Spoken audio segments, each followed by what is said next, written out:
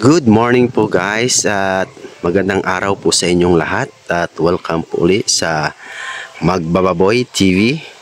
Ngayong araw po na to ay ipapakita ko po sa inyo sa aking vlog na to ang kahalagahan ng isang bodega o kung saan natin tinatago yung ating mga feeds para sa ating baboy. At ito po ang ating bodega.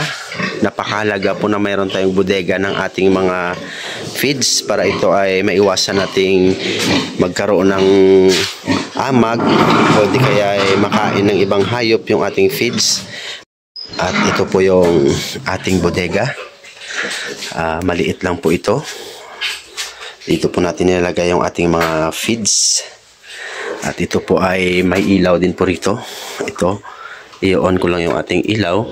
Yan. Yan, ito po yung bodega. Dito po nilalagay yung mga feeds po natin na pinapakain natin sa ating alagang hayop.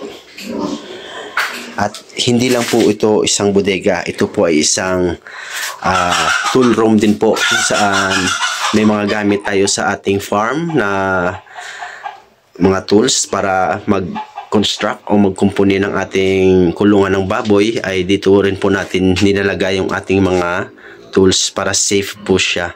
Hindi madali-daling manakaw at madali po nating hanapin sa tuwing tayo ay gagamit ng mga tools.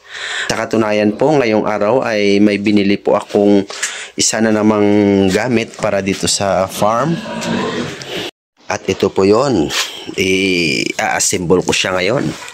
Ito po ay isang pushcart tray kung saan ay pwede rin ilalagay yung mga tools po natin. Kaya samahan niyo po ako, i-assemble po natin siya ngayon. Nabili ko po ito sa Shopee.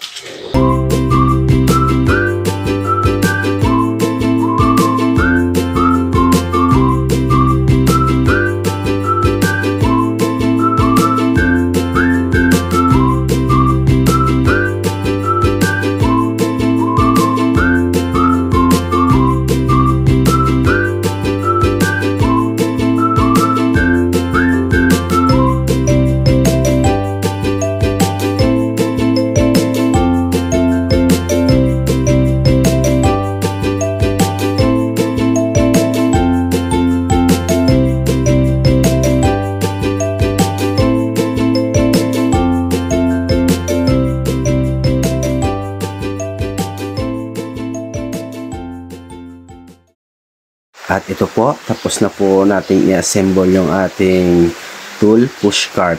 Napakaganda po nito. Ito ay may hawakan at may gulong din po. Pwede po nating dalhin kahit saan po tayo magtatrabaho. At pagkatapos po ay nilagay na natin ito sa loob ng ating bodega para malagyan po natin ang ating mga gamit dito sa farm. Ito po ay napakaganda at napakaliit lamang po. At sa sunod po, happy farming!